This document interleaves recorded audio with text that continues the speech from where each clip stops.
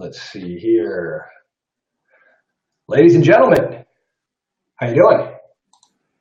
What's up? What's up? Let's make sure that we're good here. Yes. Hello and welcome to the Night Owl Marketing Show, episode 4. I am one of your hosts, Dave Carroll. Jeremy Jennings here. Thank you for tuning in. The smarter of the two. Over you go that way. Which way? Yeah, I'm lost. You know what, Jeremy? I forgot my show notes by the printer, so hold on a second. So unprepared. Always unprepared. Dave always disappears at the beginning of the show. At least I didn't print them on. At least I didn't print them on printing labels this time. So it's not as bad. Didn't cost you $1 to print it. No, I mean, you guys are worth it though. I would spend it. So, what we want to go over in this show is why your customers want you to stop being selfish. And there's a couple reasons for this, but we want to touch on a few main points and then get into a story that actually my good friend here, Jeremy, actually had to tell this story to me because I have a terrible habit of doing exactly what we're going to talk about in the show here. Yeah, and I think we've talked on a few episodes about human on the other end of the computer, how to write ads that appeal to people's emotions, their pain points. Had you fill out a customer avatar sheet so you knew what those pain points were. And the reason why we did this is humans, they're very selfish. I mean, that's our human nature. Is even though people don't like to think that they are selfish, you are, and the word has like a negative context to it, when in reality, everyone's selfish. Like, you think of yourself first. Those of you with children, like, we all like to say, no, like, my kids come first, or this comes first, or whatever. But it's like the first thought in your head, think of the next time that you think of anything, it's about you. You're here right now watching us, not because you love us, and maybe you do a little bit, but it's for you. It's so that you learn something. That's not selfish. Like, human nature. You're doing something for yourself. And that's ingrained in our brain. I mean, that's how do we protect ourselves? I mean, it's in our DNA. Whenever something bad's happening or there's danger over there, yourself is first. It's like, how do I keep myself alive? How, this is me. That's what happens, and it's in our brain. So it's not anything wrong. You're not bad for having that selfishness in there. It's just the way of life. It is what it is, and there's nothing you can do to change that, but you can use that to your advantage.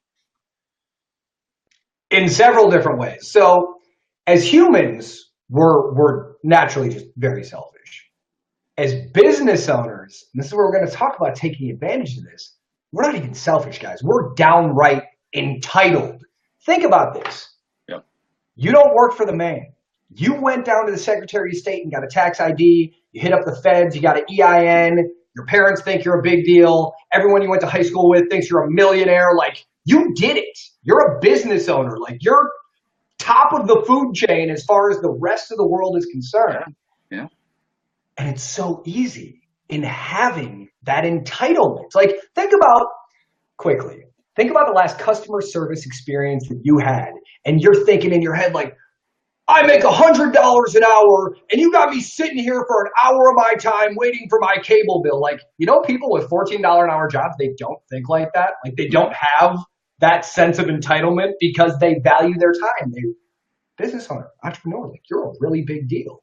So, like, looking at this and understanding how much that really wants to make everything that you do about yourself. You're very selfish.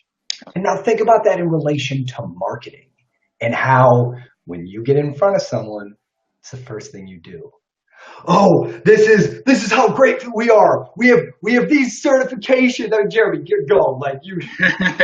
Yeah, I mean, you've worked hard to get where you're at. You're proud of it, and you should be. I mean, there's nothing wrong with that, but you're talking to, I mean, this goes into sales a little bit too. It's not just in marketing, but like marketing and sales, they sort of go hand in hand. That's my background. My background is retail sales. I mean, a lot of people don't know this. For the first, I don't know what I do, 10 years, I think, face-to-face sales, a high-end stereo shop, I mean, you learn a lot of this stuff when, you're talking about.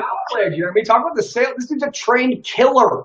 Like the hours of sales training that you've been through. Try to equate it. So many hours, and you want to talk about all these cool doodads and new technology and all this. Like, you're so excited because that's what you sell and it makes you happy, but your customer doesn't really care about that. And a lot of the sales training, I mean, beyond reading body language and how people stand, how they hold the arms, I mean, that's a whole nother thing. I mean, I could talk about that forever. I mean, car sales, I'm sure that they go over all this stuff. I've been through hours and hours and hours. Like, my company used to fly in.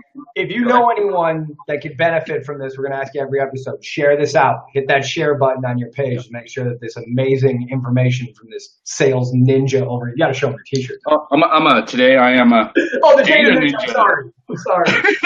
Data ninja today. Next week I will be always selling. he's got the outfit in the phone booth outside for the sales ninja. Yeah. So, the company I worked for, they would, fly in all these top-notch sales gurus, to teach us. And we would spend literally a week at a time, day after day. They'd put us up in a hotel and just all day long that they would teach us sales. And it was good. I mean, it was great because, you get excited about all these like doodads and flashy lights and new technology and all this cool stuff that you're selling. But ultimately, that didn't matter to the customer, and they told us, this does apply to marketing, but you can't really use this in like your ads, because it's more of like after they call in from your ad and you're pitching them, this is sort of like what you would use. But the thing we use is called FAB, features and benefits. FAB. Write that down. We have this, or this product has this, so that you will feel like this. That's easy. And when you put that in your head, this has this. Why does it have that? Because it's going to make you feel like this. And so when you get that, through like ingrained in your brain, it's natural. This has ever flat tires. So when you're driving on the freeway, you'll never be stuck on the freeway with a flat tire. That's, you explain feature and the benefit. And it goes into marketing as well. When you're writing your ads, you just can't, there's not enough room to do the whole features and benefit. But what you want to do is peel off that benefit part and use that in your ads. I see ads all the time. Yeah, Dave and I, our industry experience is service-based businesses. Mine, I have a pressure washing company. I also have a marketing company as well. Dave has a pressure washing, window cleaning, maintenance overall, company, does very well, has a lot of employees, a lot of trucks. And we're proud of that. We want to talk about it like, oh, we're this, and, I've got a $20,000 flatbed truck, and, top notch steam cleaning, and this goes with anything. It could be a carpet cleaner. It could be a landscape company. It could be, even products. It's the same thing. If you got a cool product, you want to tell people about it, and you're telling them all about your product, but you forget there's a human on the other end of that computer, and humans are selfish. You need to convey that to your customers in your ads. What's in it for them? Nobody cares. Honestly, nobody cares what you've done. You're proud. It shows. But, you're going to get some people off that they're like, yeah, I can tell. I want to buy from him just because of his excitement and how knowledgeable he is on all this stuff. Because if he spent all his money on this stuff, he's obviously good. So I'm just going to hire him. You'll get sales that way.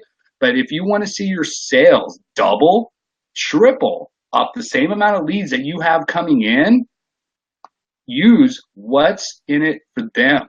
What's the benefit? How are they going to feel after they buy your product? What's your product going to do for them? What pain points is your product going to solve for them or touch? Then you have to think about that, like deep. Don't just, go over it and be like, oh yeah, whatever, like when you can think that's why we do the customer avatar sheet. That's why there's a part on there, problems, like what problems are you solving, so you can touch on those pain points. When you touch on those pain points, it's like flipping on a switch in the back of their head, and they're like, bing, this guy's going to help me. Like what he has is going to be beneficial to me. Dave, you had a great saying earlier about being on a date. Why don't you go into that? This ties right into that. No, your rambles are much better than mine.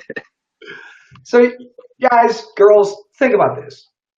You're 17, 18 years old, maybe you're 21, maybe you can go to the bar, hit that phase, and you find a pretty girl that you want to take out. You take this pretty girl out, you set it up right. Like you got your dad's car, you went and picked her up, you pre-framed this well, you went to Nordstrom's and got suited and booted, and you're looking fresh, you're smelling good, you got the car, you pull up, so the preparation is great. There you went and got your hair did. So like you can prepare for all of this stuff perfectly for this date. You know how it's gonna go the whole time and you feel good. So you've made the systems in your business, let's say. You got this whole thing together. So now you get to the date, you drive there, you're both a little nervous, you've never met each other, you never had any interaction really, like say it's the first date, blind date type of thing. Driving there, a little bit of small talk or whatever. Then you sit down for the conversation. Like, why are you two there? You're there to go on a date. Now you're at the date. You got to the point of the formalities. You set yourself up really good. One saying that I love is perception outweighs reality, but a first impression lasts forever. So if you look like $1 million, sound like $1 million, smell like $1 million, when you send the invoice for $1 million, as long as you did what you said you were going to do, someone's going to pay you. Like it all works. And so you set up this date. You got the whole thing. The interaction is done. You're sitting at the table, and now you just like for 45 minutes ramble about yourself the entire time. Like you don't let the girl get a word out of her mouth. You don't care what she wants to know. You don't ask her about herself. You're not intimate at all. You're just like, so I'm Dave. I'm here. I'm from St. Paul. I drive a Camaro. I got kids. I got. This girl's like, I never want to talk to this dude. I would drop her off. Don't get a kiss on the cheek. And she goes inside and is like, I never want to talk to this guy. Yeah. Yeah. And you play that to the ads, they're clicking to another website. They don't want to hear about you talk about yourself in your ads. I mean, it's good to let people know about your accolades during the sales process, but in your ads, the idea is to get them to call you. And if you want to build that value, your accolades into your sales pitch, good. After you build value, tell them what's in it for them, touch on those pain points. You want to reinforce that with your accolades afterwards. That's cool. But in your ads, you want to focus on them. Focus on that person on the other end of that computer. There's somebody there. It's not just an ad that's online. There's somebody taking the time out of their day to stop scrolling through their Facebook feed to read what you put in front of them. And that better be about them, because They only care about themselves. They stopped because they saw something that was going to help them in some way. So you talking about yourself, your company, your accolades, your insurance, your your industry certifying technology of the blah, blah, blah, they don't care at all. Hey, you need this. We can do it for this price, but you got to call before now. Okay, let's go. Yeah. Now, when you get there to the date, on the phone, in the yard, whatever you're doing, ask a question. So, what can I help you with? You called about this. Tell me about that. What's your issue? And talk. Get them going. And again, this goes more into what Jeremy was saying with the sales. Yep. You're just leading. We're talking about these yes sets. Remember from last week? You want to lead with a series of yeses. You want to ask people questions in sales you can't say no to. Hey, can I help you? Yes, of course I can help them. They called me. Like lead them down that path of anything they can never give a no answer to. Right. But always a yes. Yeah. And touching on that same point, when you're asking them questions, they feel like you care about them, which is good. You do, obviously. You care about solving their problems so they can buy your stuff. You care to a point because you want to make money. But it goes back to the sales thing. when somebody comes in, I'm looking for a stereo. Okay, that's good. What kind of car do you have? Oh, like my favorite thing was like, let's go out to the car so I can talk about their car. Once you get somebody talking about their car and all that, oh, that's money. But while I'm at the car, I'm looking at things like, is there a car seat in the back seat? Do they keep their car spotless or is it dirty? Like there's so many like little things that'll tell you a lot about a person, which that's the whole nother level, a whole nother, sales thing. But it's establishing that rapport with your customer, like when you ask questions, it shows that you care about them. They drop down that wall like, oh, there's a sales guy here. And then they start going, oh man, this guy's cool. Like I can talk to him. He's listening to me. I'm asking questions just to get them to give me more information because everything that's going to come out of my mouth in a sales process, there's a reason why that sentence is coming out of my mouth. I'm not just going to blabber about myself or anything. There's a reason why when in a sales process, why you say things. If you don't have a map and know exactly why you're saying something, yes, you're going to close sales. Don't get me wrong, but your sales will increase if you have an intentional outline of the reason why you say things. I'm not going to go into the sales too much because I can talk about that. I can talk about sales for a long time. This is a marketing show, not a sales show. There's plenty of guys doing the sales shows. The problem is we won't be that. We won't be that. We're not. And we're not trying to sell you anything on this show either. So no, we don't want anything. We don't even want your email address. If you do want the show notes from the show today, shoot our Facebook page, Night Owl Marketing Show. Just shoot it a little message. I built out a fun little bot. Ask it a question. It'll tell you something really cool. Was it C3PO today? Did you get that guy? Oh yeah. He's feeling a little frisky. Might as well send him a message and see. We'll give you the show notes. Dave and I, we always put some show notes together, so we have the topics to touch on, the main benefits for you guys. What's in it for you? Those are the things that we use when we're putting together the outline. So, we talk about gems of information, like the gems that we would give you in our show notes. And my friend Jeremy here, really, I said it at the beginning of the show that I'll tell this story. So like, especially when it comes to like, online marketing, selling lead generation. I know I personally have this problem.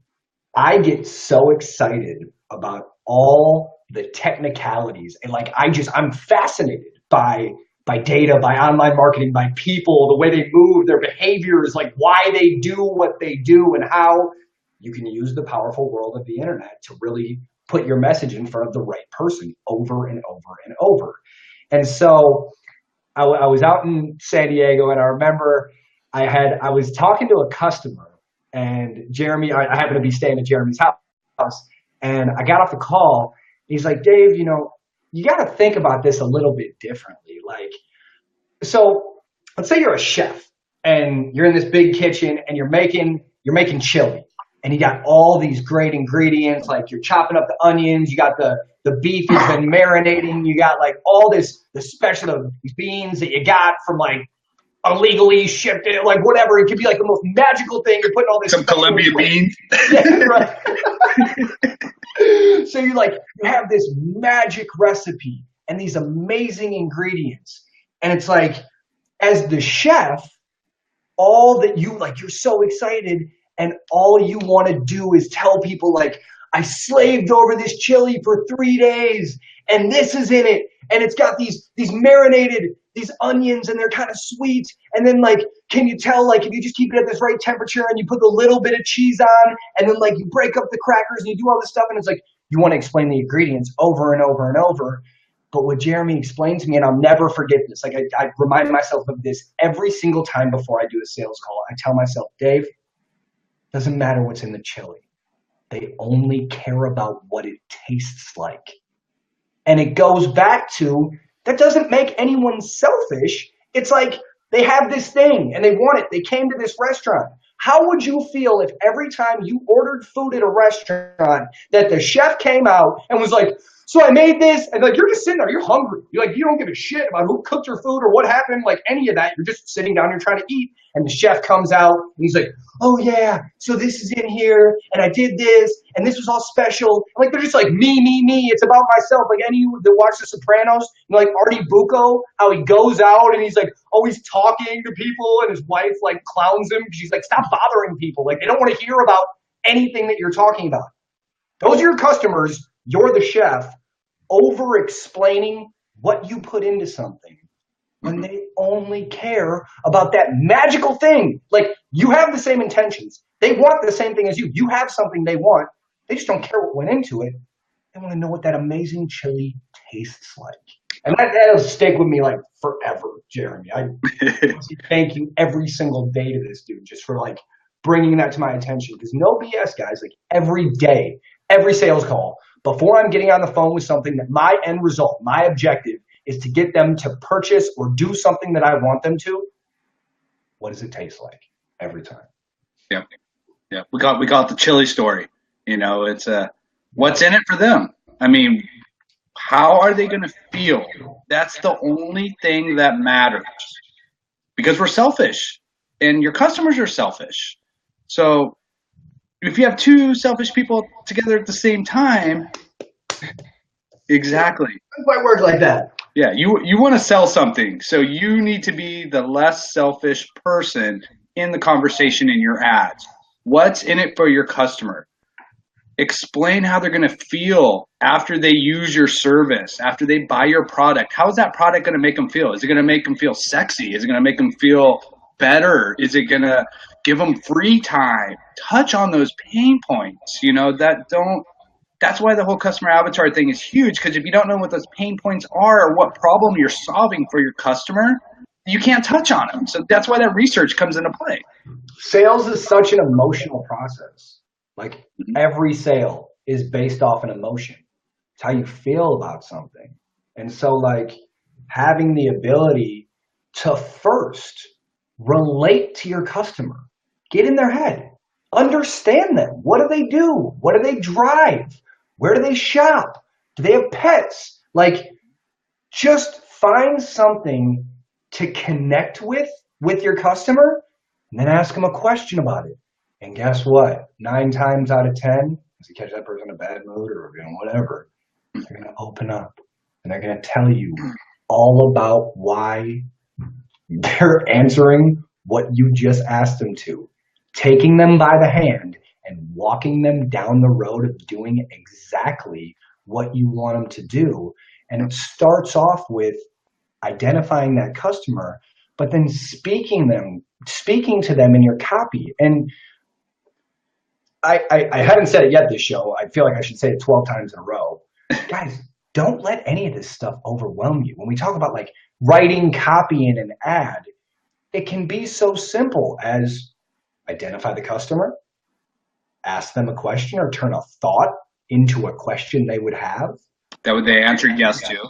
Give them the solution right there in 75 characters above a photo, and then below, mention your offer, why they need to call now, create urgency, create scarcity, and don't let these words or these messages that get repeated all the time make it seem like there's so many different ways to go about doing this stuff. But understanding that the first step of any of this stuff, guys, it's just understanding what you're doing for someone. Right. It goes back to episode 1. There's a human on the other end of that computer. It doesn't matter what product or service that you're offering, it is helping somebody in some way to solve a problem for them. No matter what it is, I don't care what it doesn't matter. You're helping them in some way. So as long as you can identify how you're going to help them, present that to them, let them ask them a question. It's going to lead to a head nod, and then just come in with it. Like, this is how you're going to feel when you buy our stuff, or this is the problem I'm going to solve when we do this. We went over the perfect Facebook ad template last week. There's an outline in there. Like, the link's still on the page. I only see maybe 10 people, I think, click on it. Nothing like something free to make people consider it very valuable. I mean, if you guys want to, like, we can just charge $100 for this, so you think it's like amazing, and then you just pay us, and we'll like a continuity fee, $100 a month. We'll hop on here. Or we could do a power hour, Dave. How about that? $9.97 power hour. You get me and Dave on the phone. We'll iron out whatever problems you have. You guys are interested in doing that? Just shoot us a message. Donate. GoFundMe link will be below, guys. And you have to think about that for a second. Like, this isn't in our show notes or anything, but it makes such a point. So, like, you got to think about when it comes to your products, when it comes to your services, when it comes to you just providing value in general. sadly, people just don't respect free that much. Like, if I made a list of all the free stuff that I've given out over the past, 5-6 years I've been yelling at you guys on the internet, like, the overwhelming amount of documentation that would be there, I could take that and put it in a box and people would find value of it for whatever price. What, 1,000? 40, 4,700? 8,900? 15,000? It's like, you see guys like Jeremy, like myself, who are somewhat educated in this stuff, we kind of know what we're talking about. If we right now drop the thing, let's say you build the audience on this show up to where it's huge, it blows up, we're all over the place, you see us on billboards, then all of a sudden it's like, okay, we're going to charge $1,000 for a phone call, and everyone's like, yeah, I need that. Like, they're doing it. Well, it goes back to the whole thing. I don't mean to start like screaming at you guys, but it's like, I get excited. Buy now. Perception outweighs reality. Remember we talked about this? So if you put value to something, think about what you would pay for something and how you gauge the value of something by the cost of it, as opposed to us being like, hey, we spend half an hour, 45 minutes putting these show notes together every week, or we're going to get this customer avatar thing, or we're going to do it for free. In your mind, you're like, oh, it's free. I'll get it later. Oh, it's free. Whatever. But if we're like, right now, and we're going to take this down in 2 hours, but right now, for $47, you can get the perfect Facebook walkthrough template, 10 guides. You'll never have to write another Facebook ad again. You can use this thing the whole time. $47 for 2 hours, then we sell 100 of them. Yeah. Think about that stuff. Like, it really, how you equate value and what you provide to what you charge for. I don't know if that applies directly to your business, but I like to. Right. I'll bring it back down to our show. There we go. What's in it for the customer? That's a whole nother. We could talk about a show of perception of value. I could sell $100 thing for $1,000 if you wanted to, as long as it's presented correctly. You present what's in it for your customer, feature and benefit, all that good stuff. And it's the same thing when you're writing your ads. Just keep it tailored. What's in it for them? When you're sitting there with a blank screen trying to figure out what to write on your Facebook ad or whatever ad that you're running, and you're looking at it and you see yourself talking about all the equipment that you have, how long you've been doing it, all your certifications. Remember, your customer is selfish. What's in it for them? What's that chili gonna taste like? What problem are you going to solve for that human on the other end of that computer? Because even though you're on a computer and you're just showing ads, there's somebody reading that ad that you're trying to connect with. Doing the live videos. I've seen some people do it. I've seen some people slacking off lately. Keep those live videos going, short live videos. That person's going to connect with you. And then when they see an ad where you're helping them out, you've already helped them out by, they already know about your product or service because they've seen you doing it throughout the day. And then they see an ad where it's talking about them. They're going to connect with you and respond to your offer. It's going to increase your conversion rates on your ads online. Dave, I'll let you drop the note from Theodore Levitt. We'll leave you guys with an amazing quote that really pertains to this. Write this down, beat it into your head. People don't want to buy a 1/4-inch drill. They want to buy a 1/4-inch hole. They don't care about the method that you're going about doing what you're doing. They want a hole in that board. What's the end result? What's in it for them? Yep. That's it. Yep. People are selfish. Customers are selfish. Extremely. And remember that all the time.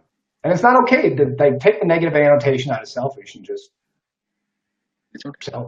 That's how we are. So everybody share this show. If you guys got any benefit out of it this week, share it with people, like it, give us a review on our page.